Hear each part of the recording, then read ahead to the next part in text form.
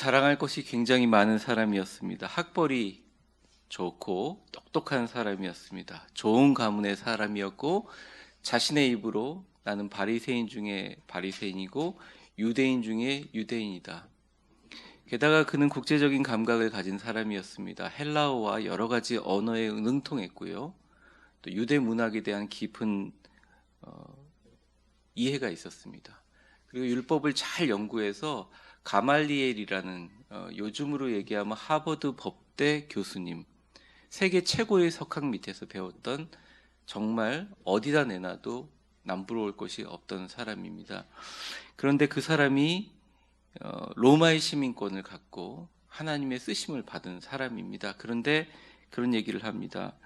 예수님을 만나 위대한 역사를 쓴 바울이라는 분이 그가 이렇게 얘기합니다. 나는 주 예수 그리스도의 십자가 외에는 결코 자랑할 것이 없다라고 말합니다.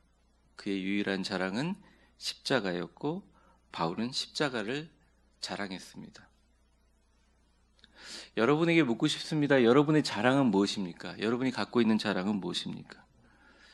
좋은 학벌, 풍부한 재정, 귀한 자녀, 건강한 신체 등이 있습니다.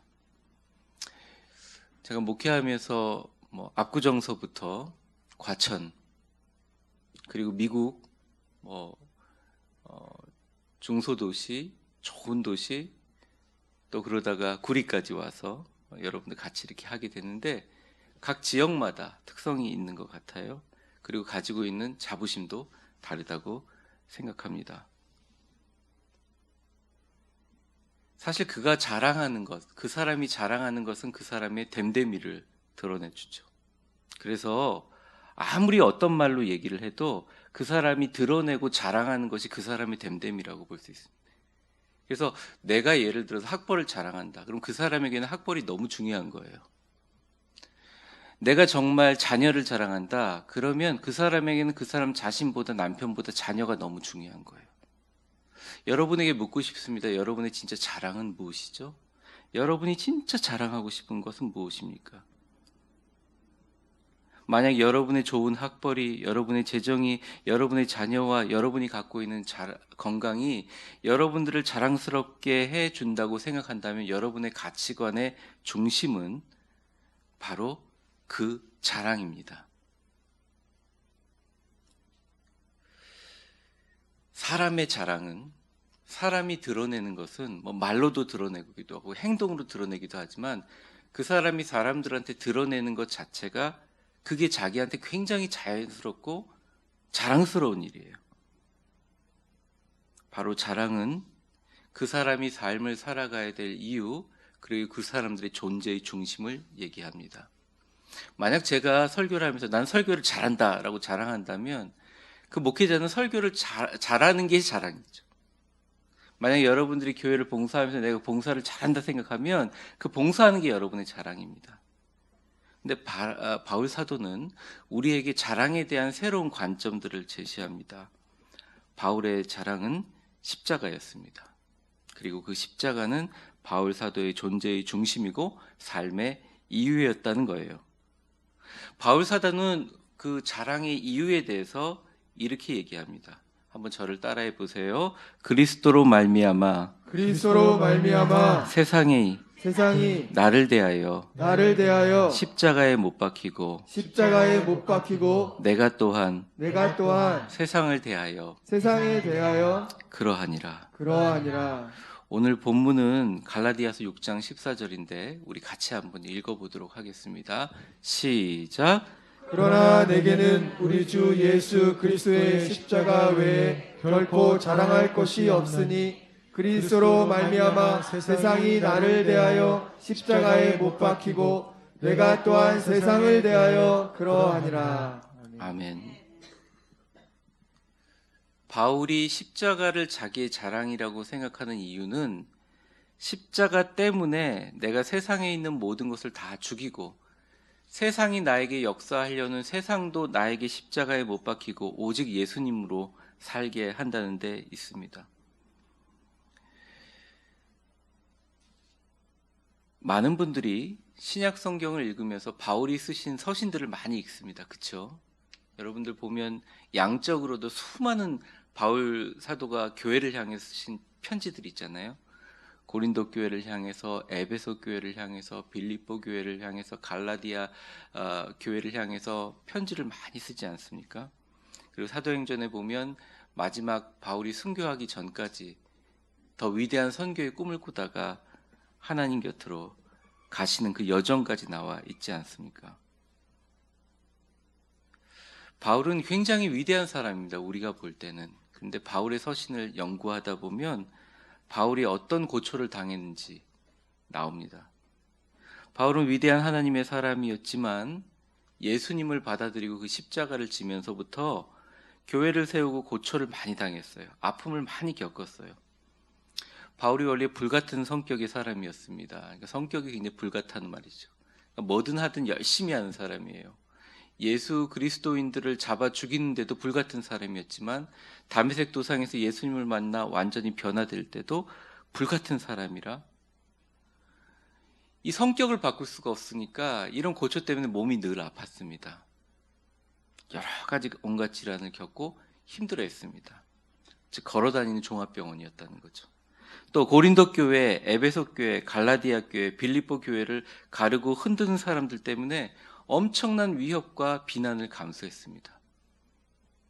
때로는 자신이 에베소서, 빌립보서 같은 경우에는 내가 감옥에 있는 상황에서 편지로 그 교회 분란 소식을 들으니까 너무 아파서 이거 안 되겠다. 정말 교회가 하나가 돼야 되고 그리스도의 몸이다라고 편지를 쓴 게 에베소이고 갈라디아 교회도 갈라디아서도 마찬가지라는 거죠.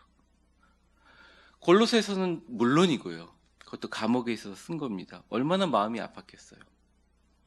교회에 가서 해결하고 싶지만 감옥에 있는 마음이 얼마나 아팠는지 그 마음을 이해하면서 골로새서를 읽고 에베소서를 읽고 빌립보서를 여러분들 만약 다시 보신다면 그게 완전히 다르게 보일 겁니다.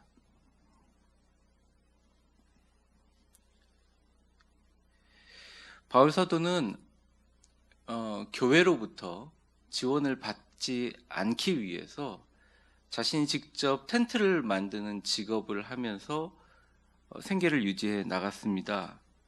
근데 오히려 자신이 세운 교회로부터 특별히 고린도 교회나 에베소 교회를 통해서 그가 진정한 사도가 아니라는 모욕적인 공격을 받았습니다. 교회의 공금을 횡령했다는 주장 때문에 고린도 교인들에게 참 바보 같은 편지까지 써야 됐습니다. 원래 고린도 전서로 끝나야 되는데 고린도 후서까지 쓴 이유는 바로 그것입니다. 바울은 고린도 교회 교인들에게 이야기했습니다. 너희들이 은사가 많지만 제일 큰 은사가 사랑의 은사다. 우리가 얘기해보면 그 사랑장이 굉장히 낭만적으로 보일 수 있지만 오죽하면 바울이 사랑의 은사가 가장 큰 은사다. 너희가 죽고 나면 이제 하나님하고 투명한 거울을 흐린 청동 거울을 보는 게 아니라 얼굴과 얼굴을 마주보고 볼 텐데 너희들이 믿음과 소망이 있을진데 그중에 제일은 사랑이라 얘기했던 게 그냥 은혜스럽게 서로 사랑합시다 이게 아니라 교회 안에서 벌어지는 모든 일들 가운데 그래도 주님의 십자가 지는 것은 그들을 사랑하는 것이다 라고 얘기한 처절한 고백이라고 할 수 있습니다.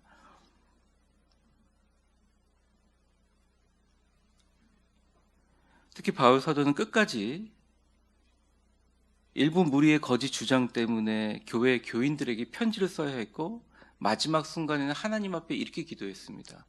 주님, 사단의 가시를 없애 주시옵소서. 사단의 가시라는 말을 인칭 대명사로, 인칭 명사로 쓰고 있어요. 계속 기도했어요. 근데 안 돼요. 그래서 죽을 정도로 괴로워하고 포기하고 싶을 때 그때 바울에게 사도행전을 보면 변화가 일어납니다. 비로소 예수 그리스도 십자가를 만나게 돼요.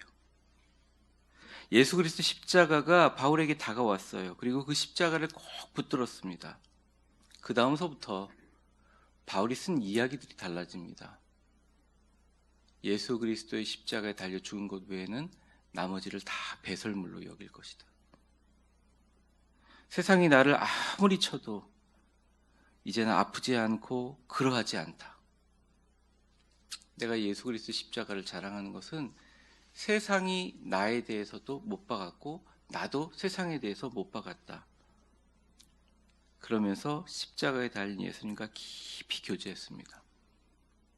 그 후에 바울은 유럽 전체를 문화를 주도하는 로마로 떠나면서 이렇게 얘기했습니다. 내가 달려갈 길을 다 하고 면류관을 하나님 앞에 기다리노니 내 몸이 죽어서 전제와 같이 포도주처럼 기름을 부음을 받을지라도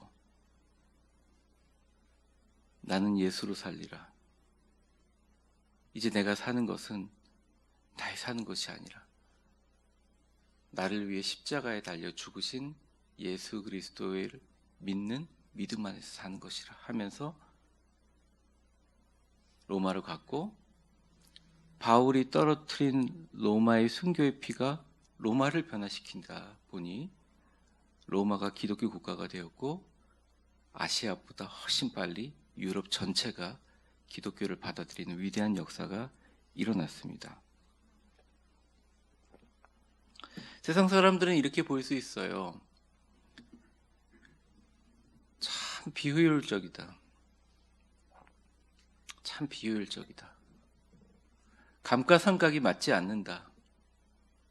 하나님 보시기엔 그게 아니었던 거예요. 바울 사도 한 명의 피 흘림과 십자가를 지심이, 그리고 그 교회에 대해서 아파하면서 정말 교회가 회복되기를 원하고 악한 자들을 비난하지 않고 은혜의 말로 편지를 썼던 그 편지가 바울이 그 당시에 썼을 때는 이게 성경이 될 줄 몰랐을 거예요.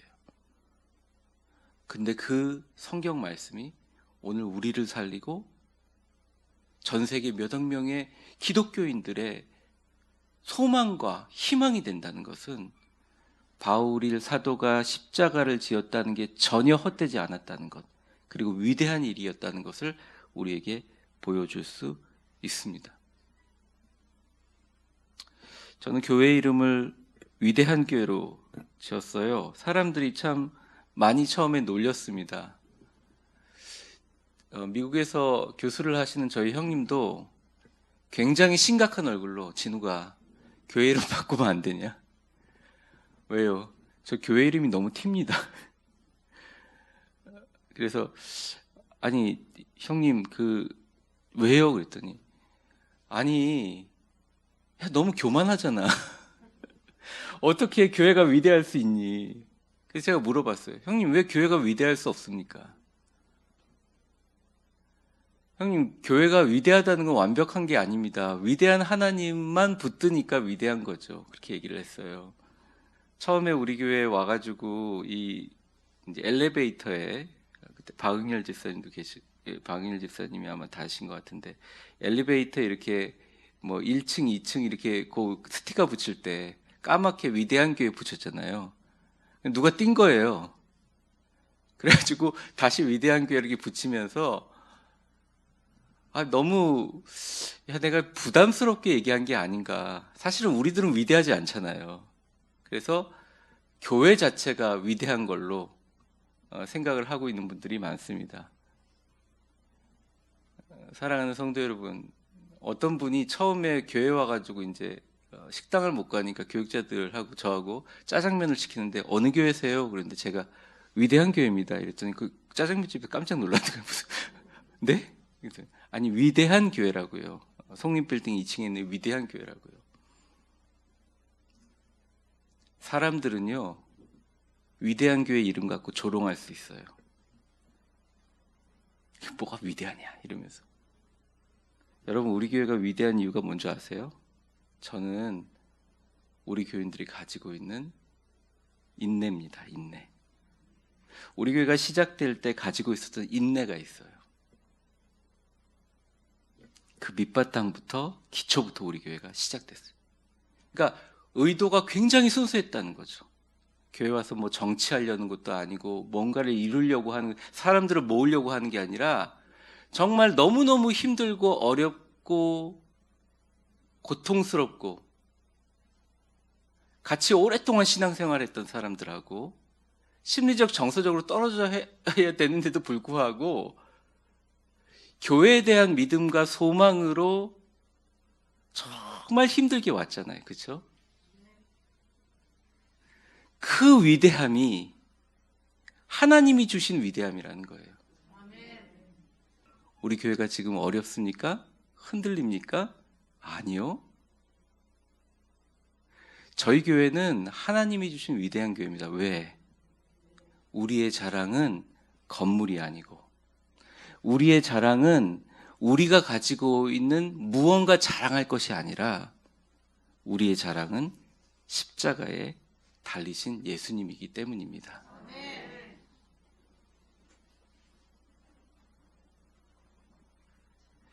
제가 미국에서 목회할 때 저와 친한 목사님이 계셨어요. 근데 그 목사님이 목회할 때 그 신도 몇 명이 합심해가지고 목사님을 자기 말대로 따르지 않는다고 여러 강경으로 막 협박하고 괴롭히고 막 모함하고 선동해서 거의 매일같이 괴롭혔습니다. 그 교회가 애너하임 지역에 있었는데 제가 한 번은 차를 마시러 그 교회를 갔는데 교회 마당에 가니까 몇몇 사람들이 둘러싸가지고 목사님 하나를 놓고 막 모욕적인 얘기를 하는 거예요. 목사님이 하도 괴롭히니까 전화를 끊었어요. 그런데 아니 교회까지 쫓아와가지고 막 힘들게 하는 거예요. 그들의 목표는 딱 한 가지입니다. 목사님 나갈 때까지 괴롭히거나 아니면 설교를 준비하지 못하게 딴 생각을 막 하게 만들어서 설교의 질을 떨어뜨리면 교인들이 나갈 것이다. 하여튼 이런 거예요. 근데 한 번은 제가 그 교회에 딱 방문한 날 그런 일이 벌어졌습니다. 제가 들어도 사람으로서 참을 수 없는 모욕을 막 주는 거예요. 왜 목사님이 그들이 전화를 안 받는지 이제 알겠더라고요.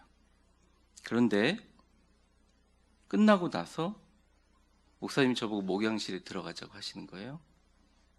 그래서 목양실에 들어가서 차를 마셨는데 저는 사실은 목사님 얼굴을 보면서 너무 편안한 거예요. 그런데 이런 욕을 들으면 목사님 정말 죽을 것 같아가지고 건강이 상하실 것 같아서 걱정이 많이 됐습니다. 근데 목사님 너무 편안하게 웃으시는 거예요. 제가 그래 걱정돼서 목사님께 물어봤습니다. 목사님 괜찮으세요?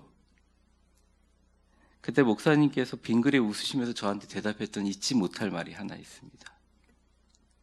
정 목사님, 이미 죽은 사람은 걱정하지 않습니다. 10년 전 저는 그 의미를 전혀 몰랐어요. 사실은 목사님과 대화하면서 신실하고 순전한 성도들이 그래도 있기 때문에 그들의 평안을 지키기 위해서 모진 모욕을 끝까지 참으신 거예요.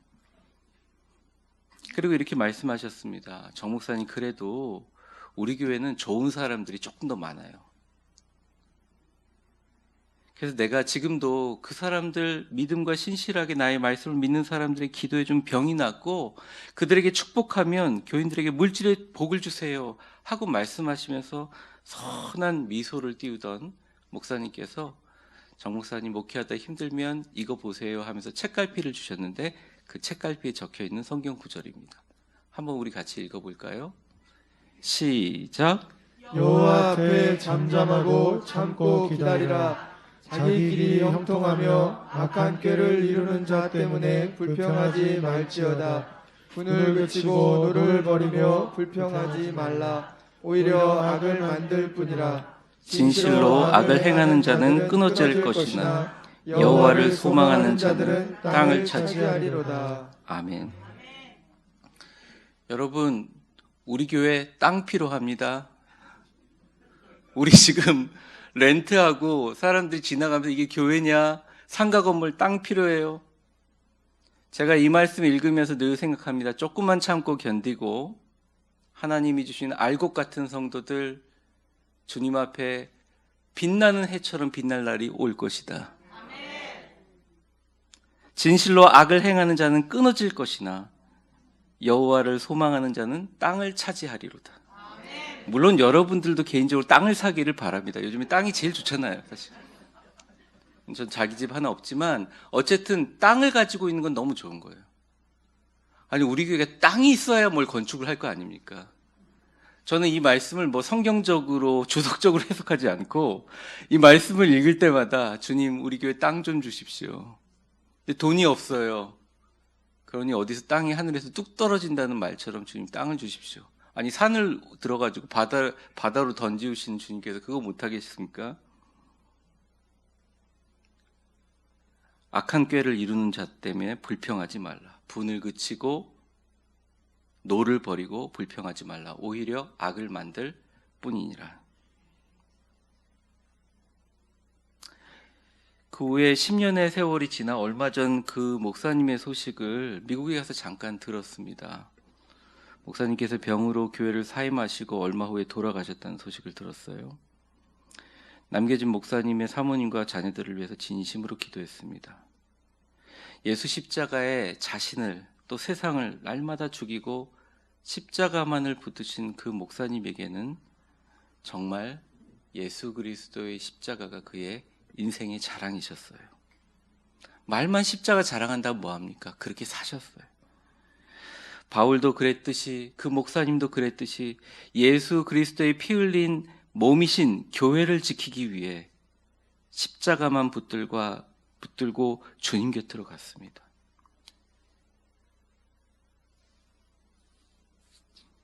바이올라 대학에 들어갔는데 교수님이 이런 얘기를 하셨어요. 나름 유머였는데 영어라 처음에는 못 알아들었습니다. 십자가를 이렇게 세워놓고 보면 플러스 더하기 모양이지만 내가 교회를 위하여, 내가 하나님의 거룩한 성도들을 위하여, 내가 믿음이 연약한 성도를 위하여 십자가를 조금이라도 지면 곱하기 모양이 된다. 그래서 십자가를 지는 사람의 은혜는 곱하기 은혜를 주신다. 교수님의 농담처럼 느껴지지 않습니다. 사랑하는 위대한 교회 성도 여러분, 이것을 시청하고 있는 모든 분들, 십자가의 곱하기 은혜가, 십자가를 자랑하고 교회를 위하여 조그만 십자가를 지는 은혜가 여러분에게 넘치시기를 주의 이름으로 축원합니다. 이 땅의 교회는 순교자의 핏값으로 세워집니다. 우리의 눈물과 헌신과 기도로 세워지죠. 그리고 십자가를 자랑하는 교회는 절대 무너지지 않습니다. 교회가 어떻게 무너집니까? 그리고 말이 안 되는 게 교회를 어떻게 떠납니까? 교회를 떠나는 것은 예수님을 떠나는 거죠. 교회를 옮기는 거죠. 교회를 떠난다는 것은 존재하지 않습니다. 우리는 어떻게든지 간에 어느 지역으로 이사가고 어느 나라로 가든 간에 교회를 옮길 뿐이에요. 단 중요한 게 하나 있습니다. 그리스도인이라고 할 때 나의 교회라는 것은 단순히 장소나 예배드리고 있는 모임이 아니라 예수님의 몸인데, 교회를 옮길 때 예수님의 몸에 상처를 주고 옮기는 것,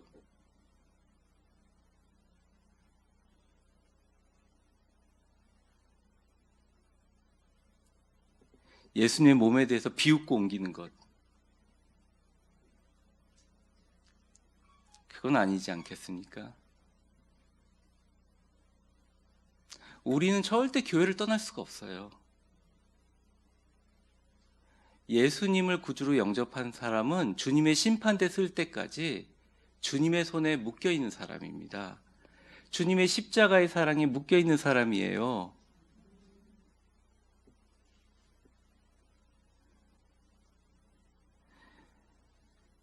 사랑하는 성도 여러분, 내 힘으로 십자가 질 수 있냐 주님 물어보시면 못하죠. 어제도 기도하면서 주님, 저 너무 무거운데요? 내 힘으로는 너무 무거운데요? 그랬습니다. 여러분은 어떠신가요? 여러분, 아무리 우리 교회의 위대한 이름을 가지고 비웃고 조롱해도 지금은 고난주간이고 부활의 영광을 보는 부활주일까지 여러분 참으시기 바랍니다. 서로 격려하면서 힘을 주세요. 이 교회에서 복 받아야 된다. 이 교회에서 성령의 사람으로 세워져야 된다. 그리고 다 드러날 것이다. 교회를 위해 십자가 질 때 곱하기의 은혜와 축복이 시작됩니다. 말씀을 정리하면서, 사랑하는 위대한 교회 성도 여러분, 여러분의 자랑은 무엇입니까? 우리가 예수님 심판대 앞에 갔을 때 과연 무엇을 자랑할 수 있을까요? 우리는 십자가를 자랑하고 교회를 위하여 눈물과 기도를 심는 사람, 그런 사람이 그리스도인입니다. 하나님께서 심은 대로 거두게 하실 것입니다. 갈라디아서 6장 7절에 보면 이렇게 분명히 말씀하고 있습니다.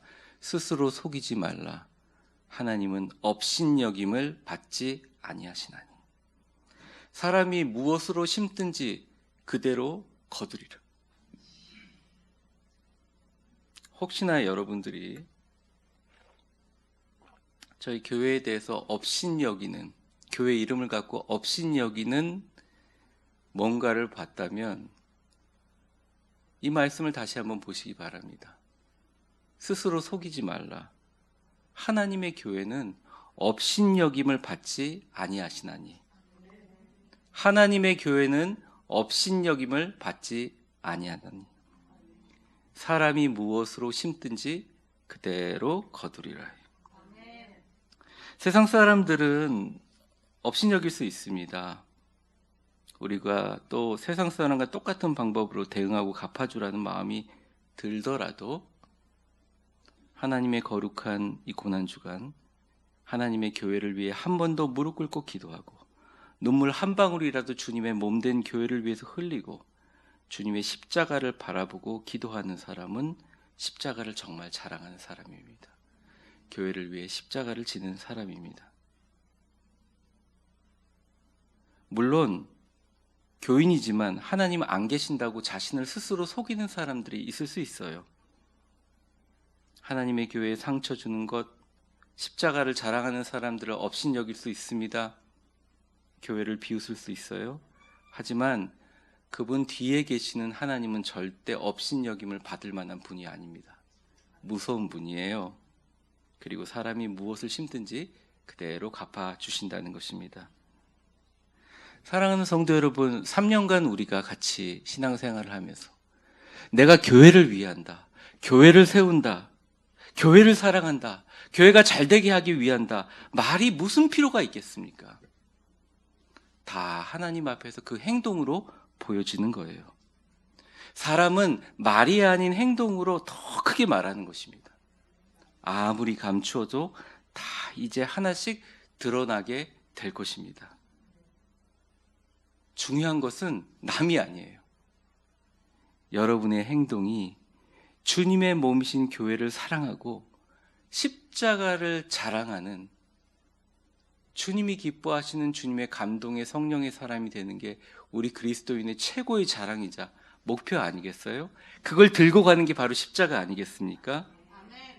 여러분의 자랑은 무엇입니까? 이 고난주간 묵상하시면서, 십자가를 묵상하면서 한 번 더 주님의 십자가를 자랑하는 모습을 주님께 한번 보여주십시오. 주님께서 반드시 살아계셔서 여러분에게 놀라운 은혜로 갚아주실 줄 믿습니다. 그리고 이 교회를 향하신 하나님의 선하신 뜻을 반드시 보여줄 줄 믿습니다. 십자가를 자랑하는 우리에게 보여주실 줄 믿습니다. 부활의 영광을 위해 십자가의 고통을 참으셨던 주님을 생각합니다. 2년 전 고난주간에 저에게는 굉장히 황당한 일이 일어났어요. 교회 안에. 하지만 그때도 십자가 붙들고 참았습니다. 여러분, 또 고난주간인데 이 고난주간 주님이 나를 위해서 흘리신 십자가 생각하면서 부활의 아침까지 십자가 붙들고 승리하시기 바랍니다. 그리고 하나님의 일하심을 바라봅시다. 한번 저를 따라해 보겠습니다. 악한 마귀야, 악한 마귀야, 아무리 흔들어봐라, 아무리 흔들어봐라. 십자가를 자랑하는 십자가를 자랑하는 위대한 교회는 위대한 교회는 절대 안 흔들린다. 절대 안 흔들린다. 우리 함께 합심하여 기도하겠습니다.